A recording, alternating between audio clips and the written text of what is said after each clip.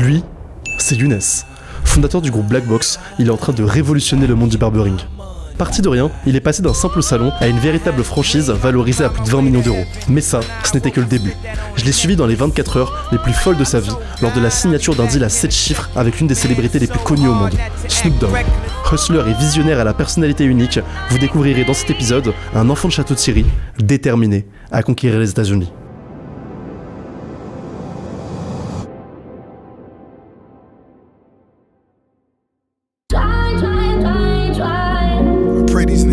Salut l'équipe, j'espère que vous allez bien. On se retrouve aujourd'hui de l'autre côté du globe pour un nouvel épisode du 24 Hour Wiz. Plus précisément à Los Angeles, où je suis venu rejoindre Younes, un entrepreneur qui, parti d'une cité, a su développer un réseau de franchises de barbering qui compte aujourd'hui plusieurs dizaines d'établissements en France. Dans cette vidéo, on va découvrir comment il s'apprête à conquérir le marché des US en s'associant à l'une des célébrités les plus connues au monde. Bon l'équipe, il est actuellement 5h42 du matin. Là on s'apprête à rejoindre Younes. Et ce qu'il faut savoir c'est que là il est déjà en train de bosser parce que il est en décalage horaire avec la France. Il est à moins 9h. Donc là il me semble qu'il est en plein rendez-vous. On va d'abord on va le déranger un petit peu.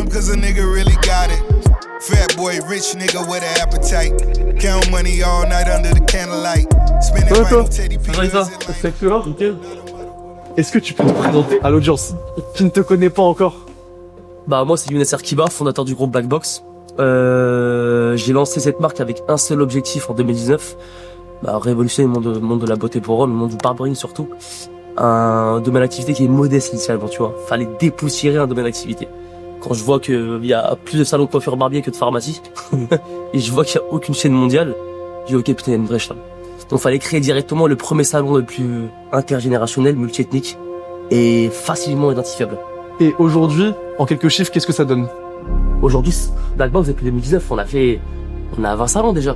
On a passé un Covid. Il faut savoir, pour la petite anecdote, c'est que moi j'étais venu me couper pour la première fois à Black Box. Je sais plus c'était quand, mais vous aviez un seul salon. Ouais. Et c'était il y a genre en mode. C'était il y a pas très longtemps. C'était il y a pas très longtemps. C'était il y a genre 2-3 ans, un truc comme ça ou quoi. Ouais. Younes, c'était le patron du salon, etc. et tout. On avait un ami en commun qui nous avait introduit.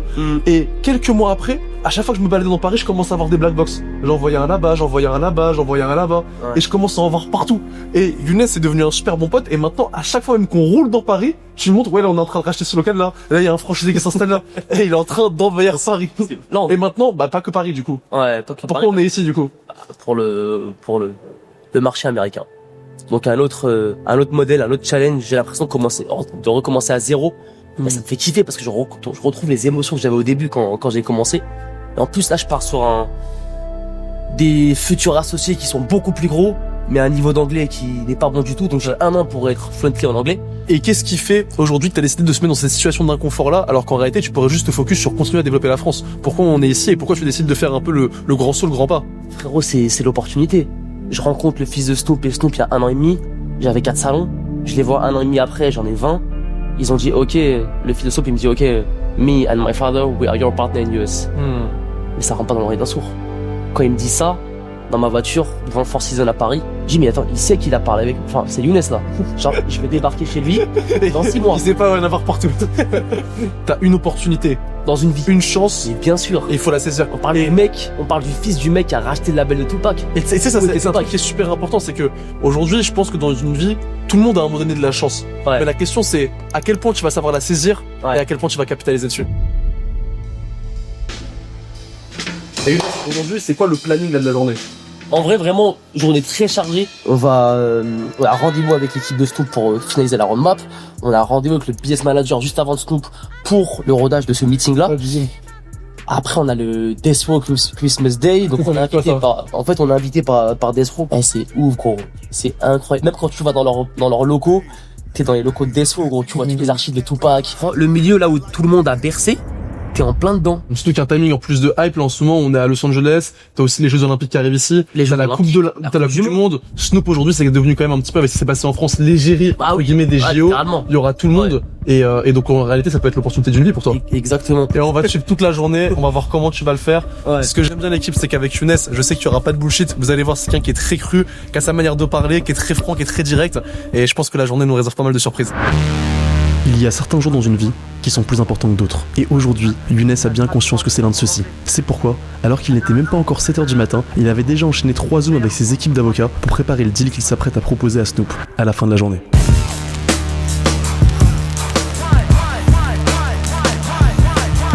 Il y a un nombre de sujets, frérot, dont je veux parler avec toi là aujourd'hui, là que je me suis noté. Il y a trop de trucs intéressants sur lesquels creuser. Parce que tout ce qui est intéressant, c'est que les gens ils te connaissent pas comme je te connais, genre, tu vois. Ouais. Moi je connais le personnage, tu vois. Pour moi, c'est atypique et c'est vraiment, on va dire, l'enfant du peuple. On va en parler, mais en plus, moi je trouve ça intéressant parce qu'aujourd'hui, la plupart du temps, quand on voit des jeunes qui partent de rien et qui se mettent à faire du business, aujourd'hui on voit toujours c'est du dropshipping, c'est de la crypto, c'est du trading, mais il n'y a pas beaucoup de modèles de réussite qui font du business physique un peu plus entre guillemets à l'ancienne, avec les codes d'aujourd'hui.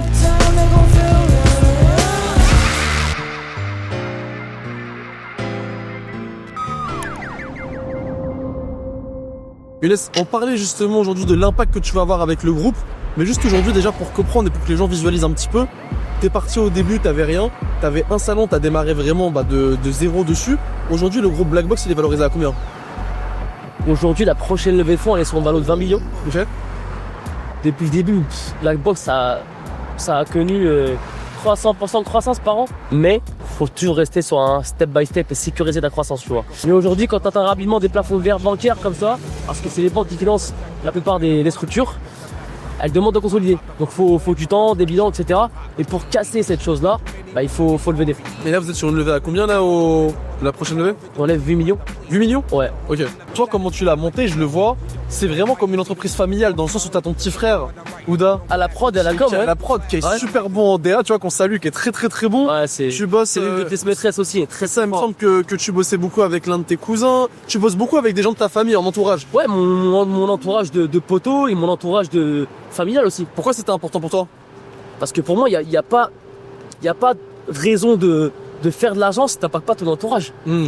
Pour moi, c'est un échec de pas pouvoir faire profiter ta famille, ton entourage, tes amis, ne serait-ce que. Il n'y a pas que de l'apport financier, il y a aussi de l'apport industriel, il y a aussi de l'apport de développement personnel. Ouais, il y a des personnes. L'apport humain, c'est le plus important. Moi, j'ai des potos, ils ont commencé à coiffer chez moi. Au bout d'un an et demi, ils ont ouvert leur salon. Alors, j'ai toujours une chose, hein, c'est que tu peux pas incriminer l'humain tant qu'il n'a pas eu de vrai plan de vie.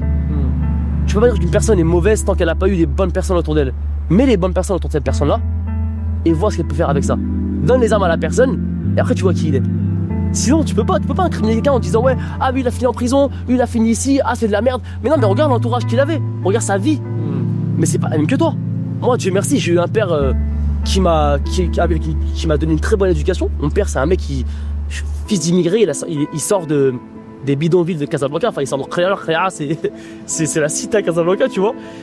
Il a fini médecin chirurgien en France. Genre l'impact social il est énorme et en plus de ça il est professeur d'islam. Donc en fait il a toujours eu un impact à travers la communauté et même à travers toutes les personnes qu'il a rencontrées de par sa science, tu vois. Et je suis 100% d'accord avec ce que dit Younes et je pense que c'est un problème de la plupart des personnes aujourd'hui qui se lancent dans l'entrepreneuriat, qui veulent lancer un business, c'est que vous soyez uniquement focus sur l'argent. Et en fait, ce qui se passe quand tu es focus uniquement sur faire du cash, c'est que tu vas naturellement rencontrer quand tu vas entreprendre des échecs, des claques que tu vas te prendre, des chaos. Et si jamais ta seule motivation c'est l'argent, ton seul leitmotiv c'est l'argent, tu vas forcément abandonner en chemin. Alors que si jamais tu te focuses sur faire un produit qui est de qualité, tu te focuses sur apporter une vraie expérience client, tu te focuses sur réellement apporter de la valeur et résoudre un vrai problème dans un segment on va dire du marché, c'est là où réellement, comme disait Younes, l'argent va être une conséquence et c'est là où en réalité tu vas vraiment t'enrichir et bâtir une fortune. Ce que je trouve d'intéressant chez Younes, c'est que contrairement à beaucoup de notre génération, il n'entreprend pas simplement pour gagner de l'argent, mais pour accomplir une vision. Bref, après avoir pris un petit déj express, on a filé à la salle de sport pour rejoindre son personal trainer qui nous a préparé comme il faut pour la suite de la journée. Bon, alors on va vous montrer ce qui va se passer si jamais vous vous abonnez pas à la chaîne YouTube. C'est terminé. Non, si vous n'êtes pas abonné, les gars, après, ça se passe. Les sports, c'est trop important. Ça permet de t'évacuer au maximum et ça te permet d'avoir aussi une rigueur au sein de tes journées. Hein. Le sport, même pour la partie nutrition. Quand j'ai mes sessions de sport, on va dire sur 3 mois, 4 mois, etc. Parce que j'arrive jamais à faire plus. Alors mes journées sont beaucoup plus productives. J'ai l'impression que les Marocains, vous êtes beaucoup dans le business quand même. J'ai l'impression que peu importe où tu vas dans le monde, je trouve un Marocain qui a développé un business, qui a fait un truc de ouf, etc.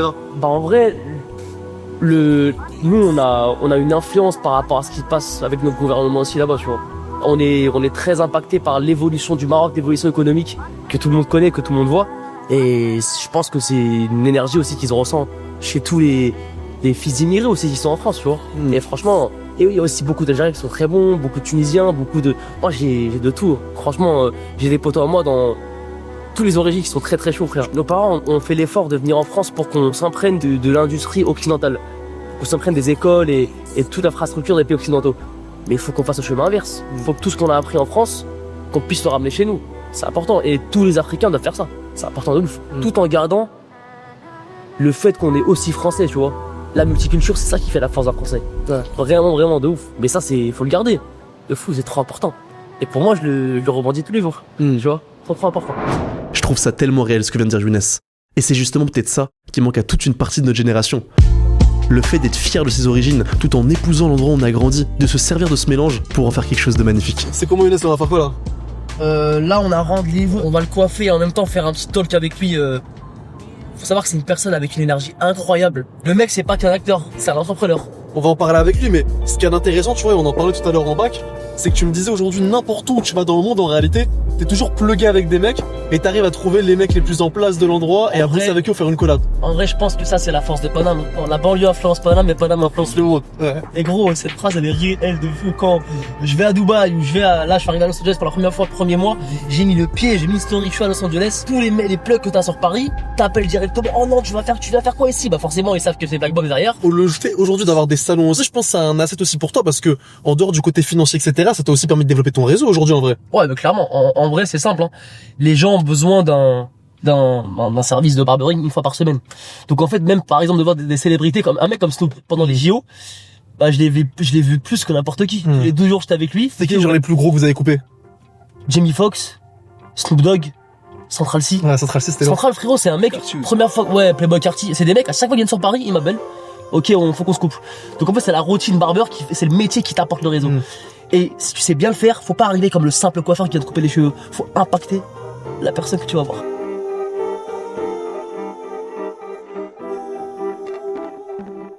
Et tu parlais du réseau. Aujourd'hui, pour toi, c'est quoi l'importance du réseau dans le développement d'une entreprise et quand on est entrepreneur? À quel point c'est un facteur déterminant de réussite? Il n'y a pas n'importe quel réseau qu'il faut avoir. Faut savoir que un réseau, le réseau, c'est bien de l'avoir. Si t'as pas les heures de vol derrière pour pouvoir le closer, ça sert à rien. Qu'est-ce que tu veux dire par ces heures de vol? Les heures de vol, c'est l'industrie, c'est le fait d'être compétent. Moi, je dis souvent, même les gens de notre communauté et tout, les rebeux, Renoir, etc., qui sortent de quartier, parce qu'on vient tous de là. Je dis souvent, les gars, si vous voulez faire dissiper les doutes, ayez des heures de vol. C'est ça la base, gros. C'est pas le fait que ce soit un rebeu, un Renoir, ce que tu veux. Théma, tu vois que, tu sens quand je parle un peu, tu sens la cité. Tu sens qu'on a grandi là-dedans. Tu sens que, et je peux pas enlever ça, c'est ma personne. Même on en parlait en plus la dernière fois. Regardez, tu peux pas enlever ça, mais faut en faire une force. Quand tu viens en plus d'un milieu de base où t'avais pas toutes les cartes en main et que t'es pas parti directement en avance, Ouais. bah, t'as plus d'heures de vol à taper parce que tu viens de plus loin. Ah oui, mais ça, vraiment. ça, on va en parler un petit peu après. Ça m'intéresse vraiment de creuser, de comprendre ton histoire parce que ce qu'il faut savoir, l'équipe, c'est que Younes, avant d'être quelqu'un avec qui on fait une collaboration, YouTube, etc. et tout, c'est vraiment un ami. Et je connais son parcours. Il a un parcours de dingue et j'ai hâte que vous découvrez tout ça.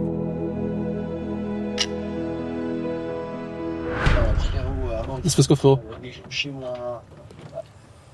On s'est trompé d'adresse, la grand-mère. Je suis énervé, là. Moi, j'étais persuadé que c'était l'adresse où on s'est vu hier, mais finalement, c'était une autre adresse. Le temps de revenir, et il attend 40 minutes. C'est relou, c'est n'importe quoi. Un rendez-vous comme ça, tu peux pas le faire en last minute, c'est pas possible, c'est trop relou. Et on n'arrive pas à l'heure. C'est déjà arrivé des trucs comme ça? Et ça me casse les... Hein? T'es déjà arrivé des trucs comme ça? Ah, ça m'est déjà arrivé, mais en fait, moi, j'ai tellement de choses à faire, je suis tellement occupé, j'ai tellement de... Eh, gros, c'est frustrant, des fois. Ah, c'est pas facile, hein. Ah, ça me casse les couilles. En fait, j'ai la haine contre moi, là. Je suis énervé. C'est pas de ta faute, mon ref, c'est tout le monde, ouais. Bah si, c'est de ma faute, c'est notre Mais faute. je pense que c'est un truc, C'est à moi, dès le matin, j'aurais dû vous réveiller. On se réveille dès le matin, on se bouge le cul, et on y va. Moi, je suis malade aussi, je suis là, ma gueule. Je vais te donner un truc. Il y a une différence entre l'efficacité et l'efficience. Un mec efficient, il va au-delà des objectifs. Avec moins de moyens. Un mec efficace, il répond juste aux objectifs. C'est un mec qui, voilà, il dit de faire A, tu fais A. Point. On dit de faire A, tu fais A. C'est un mec qui va juste répondre aux objectifs. Un mec efficient, il va aller plus loin. Il va se réveiller plus tôt. Il va faire plus. C'est comme un mec comme Rafael Nadal. C'est comme Cristiano Ronaldo. C'est comme Zidane. C'est des mecs efficients. Ils vont plus loin. Cristiano, il reste après l'entraînement. Et bah, c'est comme ça. Lui, il arrive avant. C'est comme ça. T'as rien sans rien, frère. C'est comme ça. Joue avec le temps, last minute. Allez. Faut arrêter. Et il faut que je sois entouré de gens comme ça qui me boostent, pas qui me traînent. Et pour moi, c'est ça qui fait la différence entre les bons entrepreneurs et les mecs qui, tu vois, voilà, c'est à quel point tu te responsabilises quand il y a une galère qui arrive, tu vois. Ah, À bien quel sûr. point tu te tiens responsable. Tu vois, tu pourrais être en mode, Bien sûr. si je suis en retard, c'est parce que j'avais ici, c'est parce que j'avais ça. Non, non, non. Le réflexe que t'as eu pour moi, et c'est pour moi celui qui est le bon, c'est se dire j'ai merdé. Comment j'apprends? Ok, je peux apprendre, faut peut-être que je m'entoure de trucs comme ça. Peut-être qu'il faut que je m'organise mieux. Peut-être qu'il faut que la prochaine fois je m'organise de telle façon là. Tu vois ce que je veux dire? Ah, bien Pour moi, sûr. aujourd'hui, ce qui fait la grosse différence entre les personnes qui réussissent dans la vie et les personnes qui ne réussissent pas, c'est à quel point tu te responsabilises quand il y a une merde qui arrive. Et à quel point, comment tu rebondis. Là, ok, il y a cette guerre-là, qu'est-ce qu'on va faire maintenant? Ok, on va capter quelqu'un d'autre. On va rester productif sur la journée. Bien Qu'est-ce sûr. qu'on va faire là maintenant, Ah, Inès, là? Bah là, forcément, on est à Sunset Boulevard. Il y a un salon qui est juste ici qui s'appelle Entourage Barbershop. Ouais. Le mec, on l'a rencontré en passant dans son salon pour l'étude de marché, pareil. On a vu au moins 15 salons en tout. Donc là, on est en train de parler avec lui pour pouvoir faire une potentielle transformation du salon en Blackbox. Et là, je suis énervé encore. C'est pour ça, là, je suis encore énervé. Je suis encore énervé. Voilà, je vais me remonter le moral là-bas, là, parce que je suis... À la rentrée, la chute des marrons. Le plus important, quand tu fais une erreur, c'est pas de t'arrêter sur l'erreur, mais de te remettre en question. Te dire qu'est-ce que la prochaine fois je peux faire de mieux. Et concrètement, comment je peux réagir et comment je peux en assumer la responsabilité. C'est ce qu'a fait Younes, et juste après, on est allé visiter un salon qui prévoit de transformer en Blackbox une fois la franchise installée aux États-Unis. Puis, une fois qu'il a fini son rendez-vous, on a rejoint des potes à lui pour manger et il m'a partagé l'une des plus grosses problématiques auxquelles il fait face pour son développement aux États-Unis. On est un peu dans le rush parce que je suis en train de préparer la roadmap. C'est les rendez-vous avec toute l'équipe de Stoom pour exposer le deal. Et closer le deal tout simplement. Faire la roadmap sur les 3 premières années. La complexité de la roadmap, c'est d'aborder le sujet en fonction de différents états américains. La roadmap californienne n'aura rien à voir, en tout cas juridique, n'aura rien à voir avec la roadmap en Floride. En tous les cas, là, le but, le focus, il est sur la Californie. Donc de gérer avec eux, donc envoyer l'équipe de France aux US, etc. pour pouvoir avoir un truc le plus safe possible. Là, on est sur une pression assez importante parce que on a en face de nous des personnes qui, chaque projet qui ont lancé, c'est des 10 millions de chiffres d'affaires. Donc forcément, on aspire à être les meilleurs et il faut que le premier projet, dans la beauté d'ailleurs, soit dans le meilleur projet. En vrai, on est confiant parce que la marque, on y croit et le challenge US est compliqué par 10 par rapport à la France. Ça n'a rien à voir. Mais c'est de la bonne pression et on va y arriver. Bon, tout ça c'est bien beau, mais je sais ce que vous vous dites. Concrètement, c'est quoi les chiffres de Blackbox? Comment ils ont fait pour en arriver là? Comment Younes, qui est parti d'une cité, il a pu se retrouver à s'associer avec des personnalités comme Snoop Dogg? Je me suis donc assis avec lui pour pouvoir lui poser toutes mes questions et tenter de comprendre ce qui a fait le succès de sa boîte. Ouais, Younes. Dis-moi. J'ai une question moi du coup à te poser. Bon, j'ai bien compris maintenant ce que tu fais donc du coup avec Blackbox, comment vous développez et la vision que t'as, mais concrètement d'où est-ce que ça a démarré tout ça? T'étais dans ce milieu-là de base? Bah déjà la première chose à savoir c'est que de base je suis pas coiffeur. Je suis pas du tout coiffeur et j'ai commencé initialement avec un associé coiffeur. Et ce coiffeur là en fait il était assez exposé sur les réseaux et moi je l'aidais là-dessus avec mon petit frère en production.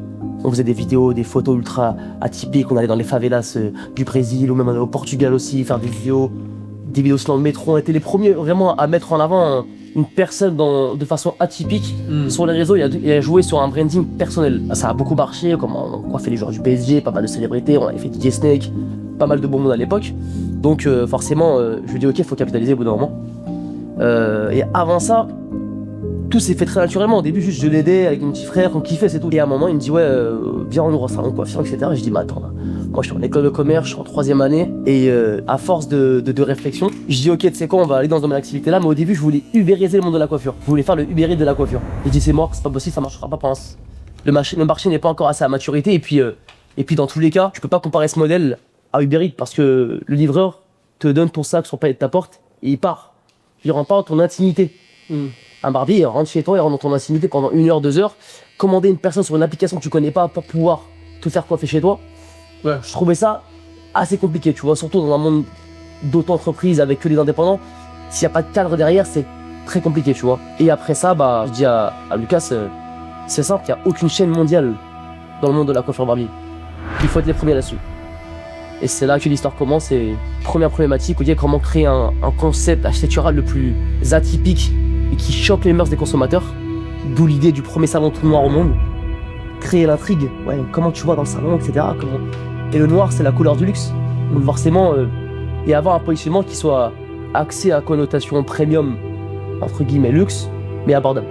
Tu vois. Donc commencer par ça et après toute la partie back-office du parcours des coiffeurs. Donc rendre à César ce qui appartient à César. Comment faire en sorte qu'un coiffeur, quand il rentre chez nous, n'ait pas d'impact sa vie. Et c'est comme ça que c'est parti. Le premier salon qui ouvre, je me rappelle quand on avait le premier salon, c'était ouf parce que dès la première ouverture, on me demandait si c'était une chaîne. Et ça, c'est là où je commence à avoir les bons indicateurs de performance. Ça t'a demandé combien d'argent en termes d'investissement pour démarrer le projet? Premier salaire, 30 000 euros. Lucas, 30 000 euros et moi, 30 000 euros. Et toi, du coup, comment t'as fait pour avoir cet argent-là au début?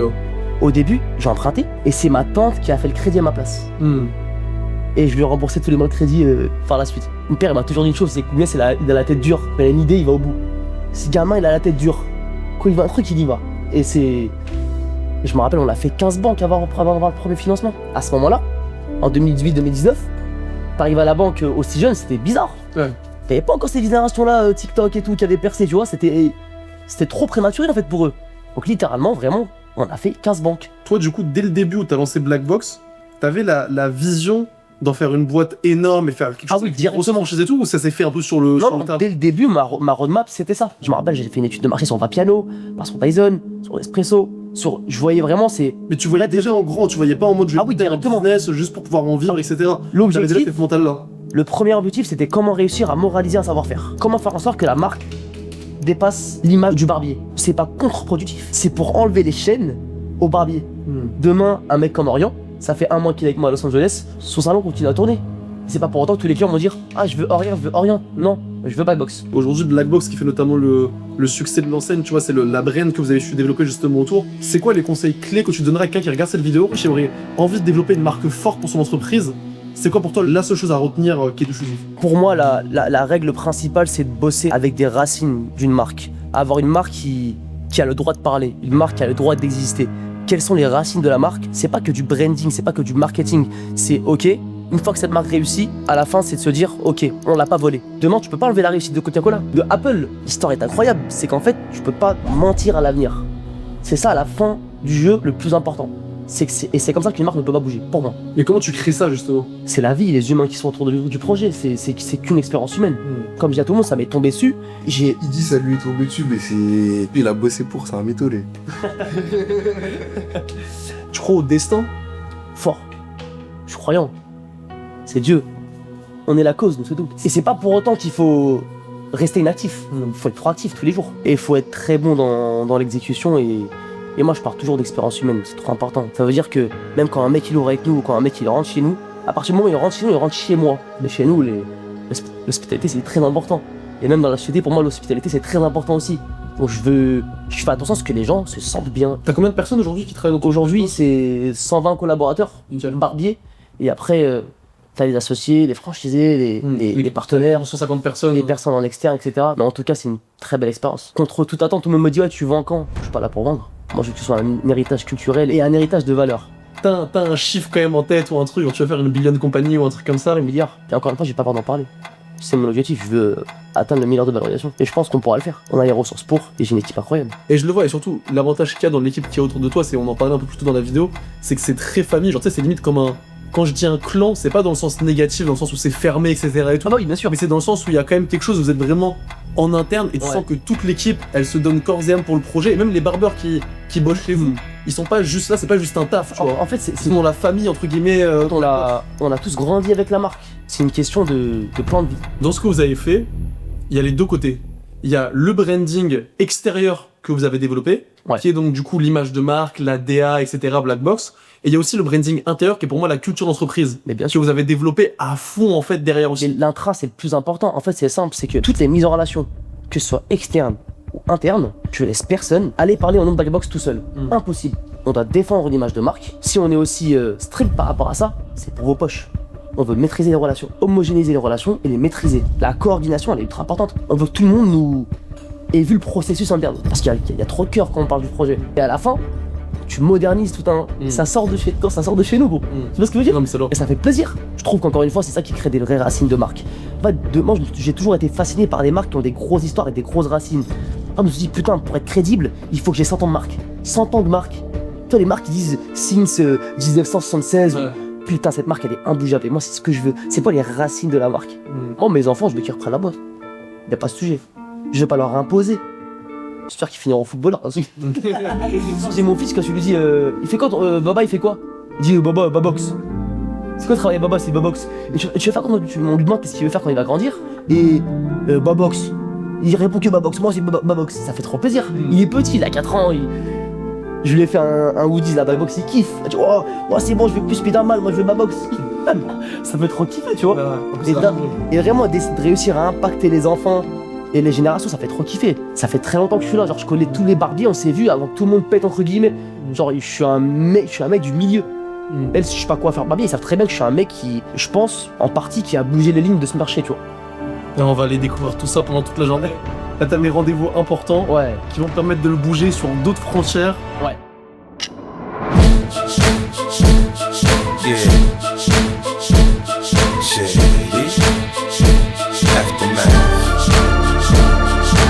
Où est-ce qu'on est là, Younes, là? On est juste dans la voiture de mes rêves. Hein. Elle est incroyable. C'est une vraie, mais tu vois, quand on parlait de marque, tu vois, et de branding, genre tu vois, d'identité de marque, ça c'est trop. Ah oui, mais ça me représente totalement. En fait, j'aime pas les voitures de kéké, je déteste. Déjà qu'on n'a pas la gueule de l'emploi, mon pote. Bon, Younes, je vais mettre un son, dis-moi un son qui te caractérise, qui te correspond. Non, je suis pas le bon exemple, frérot. Pourquoi non, mais y a pas de bon exemple ou pas. C'est trop street. C'est trop street. C'est trop C'est quoi? Vas-y, dis-moi un son, je le mets. Avec Ignace.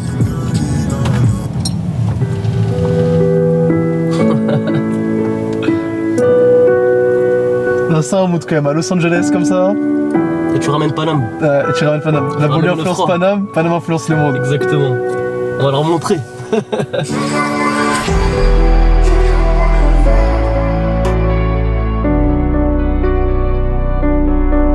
L'équipe, ce qu'il faut savoir, c'est qu'avec Younes, ça fait depuis plus de 2 ans que je veux faire un 24 Hour With. À l'époque, déjà, je l'en avais proposé un parce que je voyais le potentiel à quel point il pouvait exploser. Et à l'époque, ce que tu m'avais dit déjà, tu m'avais dit que tu voulais pas le faire, parce que tu te sentais pas encore légitime. Ouais, aujourd'hui encore, mais il m'a forcé. Je l'ai forcé, mais là, on va dire déjà quand même, t'as quand même passé un step depuis. Ouais, Dieu merci, ouais. T'as quand même passé un step. Ouais. Et on était à la soirée d'un pote à moi, et ce pote-là, Adrien, dédicace à toi, j'étais avec Younes et je lui disais, putain, faudrait vraiment qu'on fasse un 24 heures, et je lui disais, ça serait quoi le meilleur jour pour le faire? Et là, il me dit, ouais, dans à peu près 2 semaines, je pars à Los Angeles, il va se passer un truc de dingue pour moi, je suis en train d'ouvrir le marché américain, je suis en train de repérer là-bas, etc. Et je lui dis, vas-y, tu sais quoi, t'es chaud, on le fait là-bas? Et il m'a dit, vas-y, je suis chaud. Le soir même, j'ai pris mon billet, et nous voilà, on est ici à LA en train de tourner une vidéo, et c'est beau, tu vois, ça fait kiffer, tu vois. Ouais, c'est le monde de fou, hein. Je pense qu'à faire de l'ose. Je suis plus des logs de RS3, j'écoute plus ce qui se dit sur moi. Ils sont morts dans le film. Oh là là, je suis pas là pour me jeter des fleurs, mais ils sont morts dans les pétunias. Je vous dis la vérité, l'équipe, cet épisode il est spécial pour moi. Parce que j'ai pas juste passé 24 heures avec un entrepreneur comme ça. J'ai passé 24 heures avec un pote à moi duquel je suis fier. Je pense qu'il est en train d'inspirer à travers ce qu'il fait toute une génération où il leur montre qu'il y a d'autres types de chemins qui sont possibles. Et il en est la preuve vivante. Mais même si jusqu'à maintenant, tout s'était passé globalement pour le mieux, il n'y avait rien encore qui était fait. Et tout qui allait se jouer sur un seul rendez-vous. Il y a des jours dans la vie où on a un petit peu quand même rendez-vous avec son destin, tu vois. Il y a des moments où si t'as les opportunités et que tu les saisis bien, ça peut être des tournants dans ton aventure et dans l'histoire. Qu'est-ce qui va se passer dans quelques instants? Bon, aujourd'hui, c'est un tournant important parce que c'est le rendez-vous de closing pour le deal aux US. Ouais. À savoir que quand j'ai créé la marque au tout début, ma roadmap, on va dire, mondiale, idéale, c'était de faire France, ensuite États-Unis, et après revenir en Europe et les autres pays du monde. Donc en fait, c'est simple, quand tu arrives à dépasser la frontière française directement, aller aux US, surtout quand tu sors un produit parisien, français, qui bénéficie d'un beau branding et d'une belle image de marque, parce que c'est bien beau d'être français, mais d'être parisien, il y a une chose aussi qui est aussi importante dans les racines parisiennes et dans la magie de Paris, tu vois, c'est très important. Ouais. Et ça fait beaucoup fantasmer les Américains. Nous, la deuxième fois quand on les a vus, je leur disais, ouais, ok, on peut mettre Black Box Los Angeles sur l'enseigne, etc. Ils disent, non, we close Black Box Paris. Ils sont tellement fiers de dire qu'ils sont sur un projet avec des Français parisiens, une marque parisienne, etc. Donc, c'est bien parce que ça permet de mettre en avant le savoir-faire français et puis une marque française encore une fois, tu vois, et c'est ultra important. Et petite question, aujourd'hui sur le marché américain, c'est quoi un petit peu l'industrie du barbering et comment tu comptes justement faire ta place dedans? L'industrie du barbering, c'est à peu près 5,8 milliards de chiffre d'affaires. Il n'y a aucune chaîne leader. Beaucoup de commerces indépendants. Beaucoup de commerces indépendants. Vraiment beaucoup. Que ça. Donc en fait, il faudra créer toute une histoire et faire ce qu'on fait en France, pas en mieux, mais faire pareil. Et aujourd'hui, tu le vois comment un petit peu l'économie dans les salons ici? Parce que je sais que par exemple ici, les loyers sont beaucoup plus chers. Par contre, de l'autre côté, le prix de la coupe aussi est plus cher. C'est quoi un petit peu le business model ici? Est-ce que c'est pareil? Est-ce que c'est des plus grosses marges? Qu'est-ce que tu as analysé? Le business model, je pourrais pas le sortir comme ça. Ouais. Te le dire directement parce que c'est un business model qui aura un avantage concurrentiel qui est assez important. Okay. Donc on a tout repensé le modèle économique en faisant un mix entre le business model qu'on a en France et celui porté par les Américains qui est très axé sur des coiffeurs indépendants. Il sera un BM. Surprise du chef, ça, on dirait. Plus axé sur les plans de carrière, forcément. Ok. Et la stabilité à long terme. Et c'est comment là, t'es un petit peu stressé ou pas d'y aller ou... Franchement, je suis T'as quand même le truc de la langue en plus, toi quand même qui est un peu relou, là pour le coup. Le plus relou pour moi, c'est la barrière de la langue. C'est ça. Le fils de Snoop, on s'est vu 1000 fois, on s'entend ultra bien. Il sait, il capte que je fais des efforts, il capte que je suis pas bon en anglais, mais il a capté l'énergie. Et vraiment, on s'entend ultra bien et tu sens qu'il y a un vrai engouement à travers tout ça. Quand il y a son manager qui me dit I'm so excited to partner with you, il y a un vrai engouement et ça fait kiffer. Là aujourd'hui, t'es sur un deal qui est très important et tu commences à avoir l'habitude aujourd'hui de faire que ce soit des grosses levées de fonds, des gros deals comme ça, etc. Ouais. Aujourd'hui, est-ce que t'as un conseil à donner à quelqu'un qui regarde cette vidéo sur comment psychologiquement aborder ce genre de rendez-vous-là? Vraiment, le seul conseil que tu peux avoir, c'est de bien préparer tes rendez-vous et d'avoir une roadmap bien établie, de savoir ce que tu fais, de maîtriser ton concept, maîtriser tes compétences. Il n'y a pas de sujet. C'est comme quand tu dis, ouais, je sais pas faire du skateboard, je vais stresser avant d'en faire, mais quand je sais en faire, je serai à l'aise, je vais aller tout droit, tu vois. Donc c'est beaucoup aussi la préparation. Ouais, c'est de la préparation, c'est du travail. C'est comme un athlète, c'est vraiment un travail de longue haleine. Faut pitcher, faut s'entraîner, faut maîtriser son concept, faire des études de marché, faut être efficient. Là, le seul stress que j'ai aujourd'hui, c'est pas un stress, c'est une frustration, c'est la barrière de la langue. C'est le fait que moi, j'arrive pas à montrer qui je suis en anglais, tout simplement. Ça va évoluer. Et un dernier conseil sur comment faire une bonne présentation, tu dirais quoi? Pour faire un bon deck, pour faire quelque chose qui est convaincant, qui est efficace. Parler avec le cœur. Parler avec le cœur. Tout simplement. L'équipe, ce que disait Younes, c'est super important. La meilleure technique pour être confiant quand vous avez un pitch, quand vous avez une présentation, quand vous voulez lever des fonds, peu importe, c'est de maîtriser votre sujet, c'est de maîtriser votre domaine. Moi, c'est la même chose personnellement. Quand je vais faire une conférence des fois devant des centaines de personnes, comment je fais pour ne pas stresser et comment je fais pour improviser, je prépare. Plus vous préparez, plus vous pouvez vous permettre après, entre guillemets, d'improviser parce que vous êtes confiant et parce que vous maîtrisez votre sujet. Un autre petit conseil par rapport aux présentations, moi j'ai vu Younes depuis ce matin retravailler son pitch, retravailler son deck, il est hyper pertinent. Pourquoi? Parce que d'un côté, comme il l'a dit, il a pas oublié d'y mettre du cœur dedans et ça on ressent la passion et quand on voit des gens passionnés, on a envie de parier sur eux. Et de l'autre côté, on sent que tout est maîtrisé, que ça soit dans les chiffres, dans le business plan, parce que la passion ça suffit pas, mais à côté de ça aussi parce que c'est super efficace. Son deck, il est pas là avec un deck qui fait 50 pages. Le deck, il fait une dizaine de pages, chaque page a un sens, chaque page a un but. Et là, je le vois depuis 5 heures du matin, il travaille dessus avec toute son équipe. Ça fait des semaines et des semaines qu'il travaille dessus. Et aujourd'hui, malgré tout ça, il l'a repris, il l'a amélioré. Et là, on va voir si jamais ça va closer. Et je pense que ça va être le cas. Je me fais pas de doute, c'est un monstre dans ce domaine.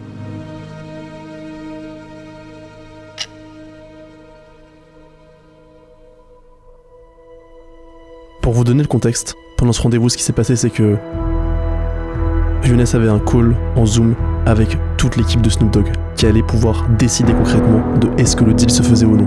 Sauf qu'il y avait un gros problème, c'est que Younes parlait que très peu anglais. Il arrivait à s'exprimer, mais il n'arrivait pas réellement à pouvoir transmettre la vision qu'il avait de la boîte, les subtilités, la culture de l'entreprise. Et ça a failli tout faire capoter. Malgré tout ça, l'équipe de Snoop ont senti le potentiel, ils ont senti la détermination de Younes, ils ont senti le professionnalisme et l'exécution dans la vision. Et au final, ça l'a fait.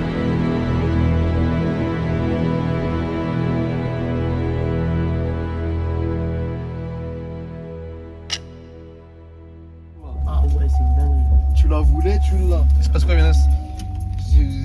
Bah là, envoyé c'est un pas message. juste qu'on a eu l'accord du deal et Quand tu dis l'accord, en gros, c'est quoi?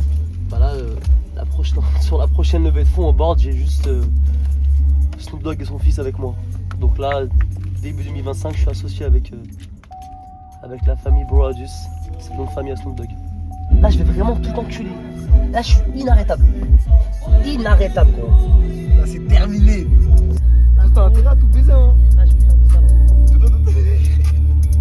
Voilà, Là, ça va être compliqué, hein. frère, on a confiance en toi. La beauté d'Internet, c'est que moi je suis convaincu que d'ici une dizaine d'années, Black Box ça pèsera plus d'1 milliard et que les gens, quand ils reviendront sur cette vidéo-là, ils pourront voir justement toute l'évolution qu'il y a eu. Avant d'en arriver là, maintenant qu'on a validé le contrat avec ses équipes et avec les lawyers de Snoop, on va aller le rejoindre directement et on va aller kiffer et profiter de la soirée avec lui.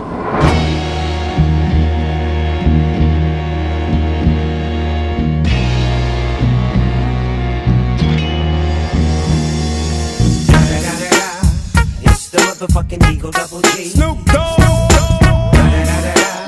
You know I'm mobbing with the D.R.E. Top dog, light 'em all, nigga burn this shit up. DP, GC, my nigga, turn that shit up.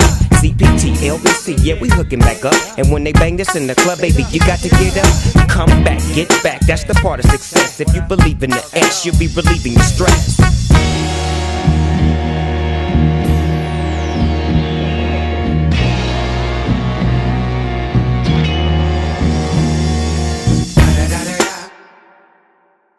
Bon, Younes, qu'est-ce qui vient de se passer là? Je serai associé directement sur la maison mère avec la famille Broadus, qui est le nom de famille à Snoop, quoi. C'est un tournant dans l'histoire de Black Box, en vrai de vrai, parce qu'une fois que t'as ça, c'est une crédibilité de dingue pour le marché international. Là, c'est simple, c'est plus la même histoire. C'est comme si je te disais, on lance Fenty Beauty avec Rihanna.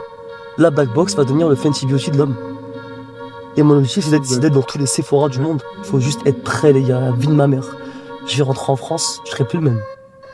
Je serai plus le même, plus dur, plus strict, perfectionniste. Vraiment, c'est une dinguerie. J'aurais pas réalisé en vrai. C'est un moment qui est important parce qu'en vrai de vrai, genre là on est dans cette voiture-là, tu viens de recevoir ce message-là, mais dans quelques années, tu reverras ces archives, ça se trouve tu retomberas sur cette vidéo et tu revivras justement ces moments, tu vois. Et c'est avec grand plaisir que mon premier contenu public, je le fasse avec toi. Mais tu sais que frérot, moi ça me fait vraiment plaisir de le faire avec toi parce que vraiment, je le redis, mais Younes, c'est quelqu'un qui m'inspire, tu vois. En vrai de vrai, frérot, tu vois, dans notre génération, moi c'est toujours ce que je dis, tu vois, et je dis pas ça pour la caméra, pour toi directement et tout, tu vois, c'est vraiment quelque chose que je pense. S'il y a quelques mecs dans notre génération, dans les mecs de Paname ou de banlieue parisienne, etc., qui sont jeunes, qui font des choses, qui entreprennent, sur lesquelles, tu vois, je devrais mettre une pièce, j'ai deux noms en tête, je dirais, ou trois, et clairement pour moi t'en fais partie, tu vois, parce que t'as une dalle, tu vois. Non mais je le pense, frérot, je le pense sincèrement, tu vois, c'est ce que je t'ai dit depuis le day one, tu vois, depuis que je t'ai rencontré, en vrai de vrai, c'est ce que je te dis avec la marque, tu vois. Parce que t'as un focus, t'es tellement en fait dédié sur ce que tu fais, t'es tellement passionné. Moi je le vois au quotidien, genre c'est pas juste pour les caméras ou quoi, comme je vous dis, Younes il est vraiment comme ça, il mange, il dort, il boit Black Box, il va aux toilettes Black Box, toute sa vie, c'est Black Box, c'est une mission, il est en mission. Merci beaucoup, c'est avec plaisir, il y a une chose qu'il faut garder en tête, et moi j'ai pas peur de le dire. Dans tout ça, j'ai une relation verticale. En fait, ici-bas, tu fais un travail pour ta vie actuelle, mais nous, on sait qu'il y a une vie après la mort. Donc en fait, quand tu bosses de façon verticale, tu sais que ce que tu fais, c'est pour ta place au paradis. C'est pour ça que quand t'es croyant, c'est très important d'avoir une stabilité verticale. Et je pense, encore une fois, je dis souvent, ça m'est tombé dessus. On est la cause, et pour nous, c'est Dieu qui donne, frère. Et est-ce que j'ai envie de te dire, tu vois, quand t'as ce genre d'opportunité-là, c'est le succès, il vient aussi avec son lot de responsabilité. Ça fait quand même toi au quotidien en termes de responsabilité, en termes de focus, en termes de choses. Vu que Dieu t'a mis ça directement entre les mains, le meilleur moyen d'avoir de la gratitude c'est d'honorer justement cette bénédiction. Genre tu vois, en étant encore plus assidu, en étant encore plus droit, en étant encore plus genre tu vois respectueux avec chaque personne dans chaque situation et pour honorer ça, tu vois. Si Dieu a fait en sorte que j'arrive au moment où je peux me faire entendre, où je peux impacter une masse de personnes critiques, je me dois d'avoir un très exemplaire. Non, de plus avoir un but que financier. Je me dois d'avoir un but social, culturel, etc. Tu vois. Mais en tant qu'enfant, pas juste enfant du peuple, de par nos origines et de par nos histoires par rapport à l'Afrique et tout. C'est de par juste un enfant du monde qui est là pour être rassemblateur. Et comme je te parlais de mon père tout à l'heure, mon père, faut savoir une chose, c'est quelqu'un qui n'a jamais arrêté de travailler, quelqu'un qui a toujours été acharné par le travail, acharné par le fait de devenir quelqu'un dans la communauté. Ultra important. Mon père, je me rappelle quand j'étais petit, il faisait des débats avec des rabbins, avec des pasteurs, avec le maire de la ville qui venait chez moi. Alors j'ai vu quelqu'un, un exemple de réussite chez moi, mais pas de par l'argent, mais de par les heures de vol, de par la foi, de par le savoir. Et moi, je pense que je pourrais mourir de peine si mon père part sans que j'ai appris toutes ces connaissances, sans qu'il m'ait... Et ça, c'est un truc où tout le temps j'y pense. Je me dis, faut que je rentre tous les dimanches, faut que j'aille apprendre avec mon père les livres, tout ce qu'il a appris, même par rapport aux religions. J'en connais quand même pas mal aujourd'hui, mais j'ai pas encore son niveau. Largement pas, tu vois. Mon père, il a porté toute ma famille. Hein. Toute sa famille et la famille de ma mère. Les gens de la communauté, tous les gens qu'il a aidés, tous les gens, même la vision qu'il avait par rapport aux jeunes, etc. Il a aidé trop de monde. C'est pour ça que nous, aujourd'hui, notre famille, on a une certaine... Comment ça fait ton père ? Un certain respect avec beaucoup de monde, tu vois. Hein ? Il s'appelle comment ton père ? Mustapha Erkiba. Docteur Erkiba. La clé de moi, c'est mon père. Et je veux que ce soit pareil pour mon fils. Et je veux que ce soit pareil pour vos enfants aussi. Parce que les gars, l'éducation, c'est trop important. C'est ça la clé. C'est l'éducation. Si on éduque nos enfants à rester en bas, ma gueule, on les laisse sortir jusqu'à 5h du matin, les enfants. Ils vont rester en bas. Tu vois ce que je veux dire ? Ils vont rester en bas, gros. Si les parents ils laissent leurs enfants, ils les mettent pas dans des cours particuliers, des choses comme ça, ils leur apprennent pas à voyager, pas voyager. Mais trouver un esprit. Pas voyager juste pour aller. Ça a été très bien. Hein. Moi j'aurais kiffé mon père. Moi quand on était petit c'était que des vacances de 2 mois au bled. J'aurais kiffé mon père et ma mère aux États-Unis, j'aurais kiffé mon père et ma mère à Londres.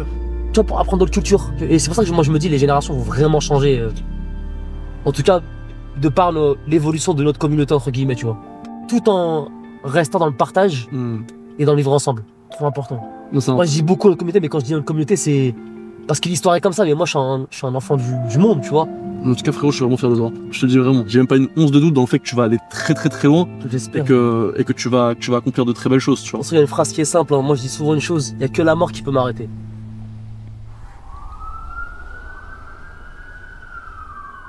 Pour l'équipe, là on arrive vers la fin de la vidéo, mais avant que la vidéo finisse, il y a le business aussi manager du coup de Snoop qui va nous rejoindre dans quelques instants pour échanger aussi avec nous. Mais avant ça, Younes, j'ai une question à te poser.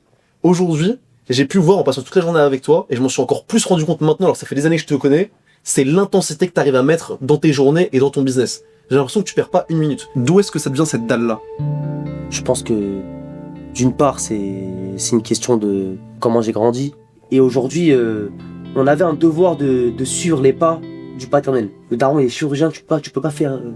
C'est pas possible. Les chirurgiens en plus, d'où il vient en plus. Moi depuis que je suis au collège, 3ème, je savais ce que je voulais faire. Je voulais entreprendre. Et pour moi entreprendre c'était soit innover ou créer. Quand je voyais les émissions de Gulli à l'époque d'innovation, pour moi c'était juste j'ai dessiné des trucs sur un papier, je voulais inventer un produit. Pour moi c'était ça, entreprendre. Et quand de fil en aiguille, je me retrouvais avec tout ça dans les mains. J'ai pas entrepris, j'ai innové sur un domaine d'activité qui est existant. C'est incroyable. Et du coup, l'anecdote c'est STMJ. Après la STMJ, quand j'étais en MUC, j'ai failli tout arrêter pour partir en PACES. Parce que mon PACES c'est faire médecin. J'ai appelé ma mère, je me rappelle, en disant je vais tout arrêter, je vais faire comme le daron. Genre pour être sûr, pour moi c'est la voie sûre. Genre c'est sûr tu réussis, mon père il est déjà médecin, pour moi il y avait déjà les réseaux et tout, il peut m'accompagner. Et je voulais pas déshonorer et faire de la peine aux darons et à la famille parce que nous dans nos frères et sœurs, personne n'a fait médecin. Ma mère elle me dit ouais vas-y si tu veux, et mon père il me dit non, fais ce que tu veux faire. Moi ce que je dis toujours c'est qu'on est le produit de son environnement. Là j'ai bien compris la situation par rapport à ton père. Maintenant qu'en était-il par rapport à l'environnement dans lequel tu as grandi, que ce soit tes amis d'enfance, les personnes que tu côtoyais, etc. Quand j'étais plus jeune dans la ville où j'étais avant d'arriver à Château-Thierry, c'était... En gros moi si je serais resté là-bas, littéralement, je sais pas où j'aurais fini. Même ma mère me le dit toujours, parce que tous mes potes d'enfance ils sont soit prison, soit morts. Ou... J'ai eu la chance moi d'avoir un père qui sait, qui a la science, etc. Mais comment quand je vois mes potos quand j'étais petit, mes potes d'enfance, qui sortaient jusqu'à 5h du matin, 4h du matin, etc. Leurs parents, ils les laissaient faire ce qu'ils veulent. C'est des parents qui parlent à moitié français, qui parlent pas du tout français.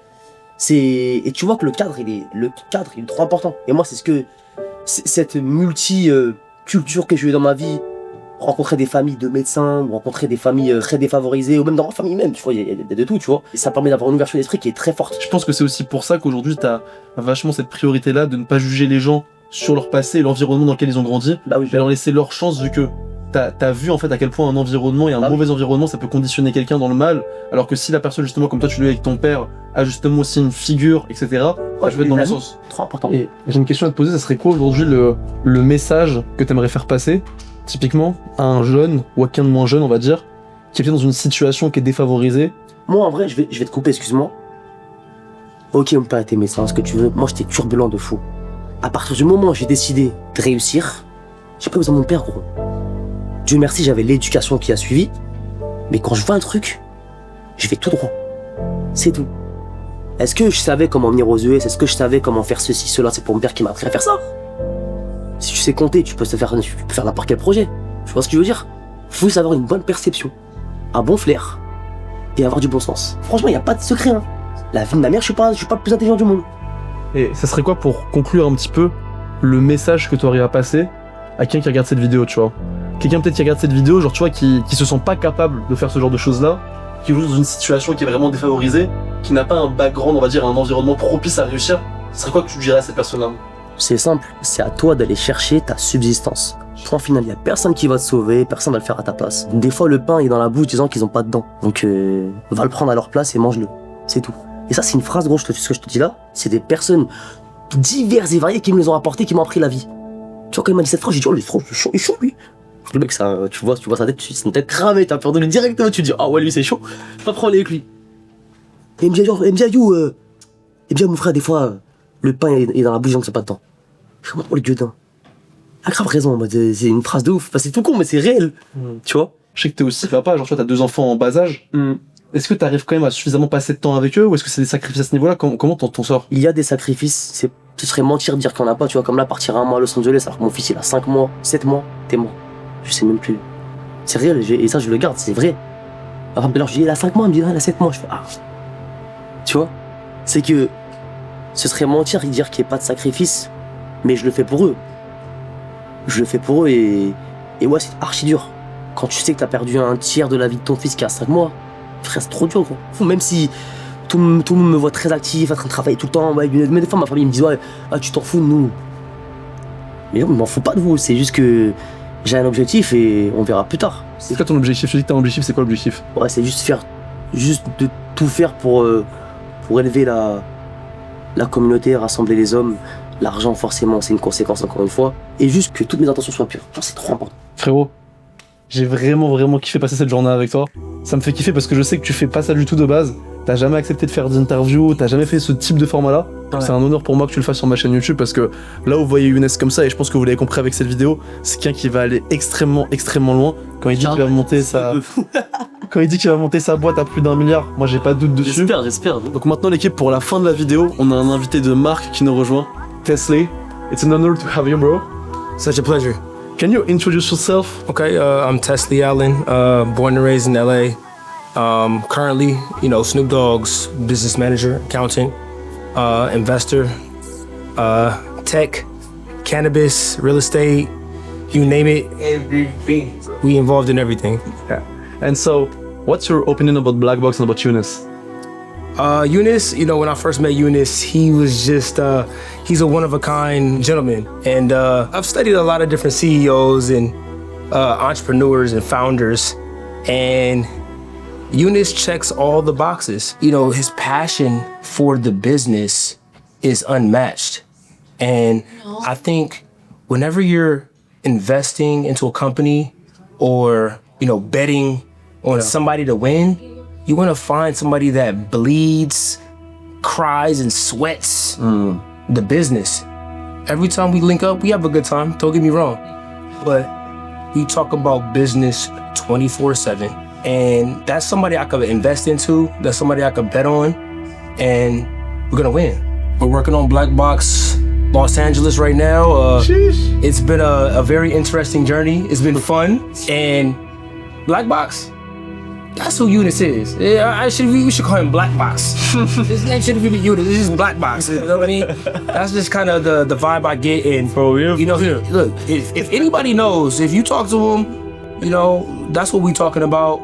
And you just have to appreciate that because a lot of people, they're just not built like that. And again, when I met Younes and we connected, and after day after day we started to build that relationship, I started to become even more passionate about the business, right? Just as passionate as he is. And the things that we talk about and the things that we have envisioned for the company, it's pretty amazing. It's like one to none. Black Box is so unique.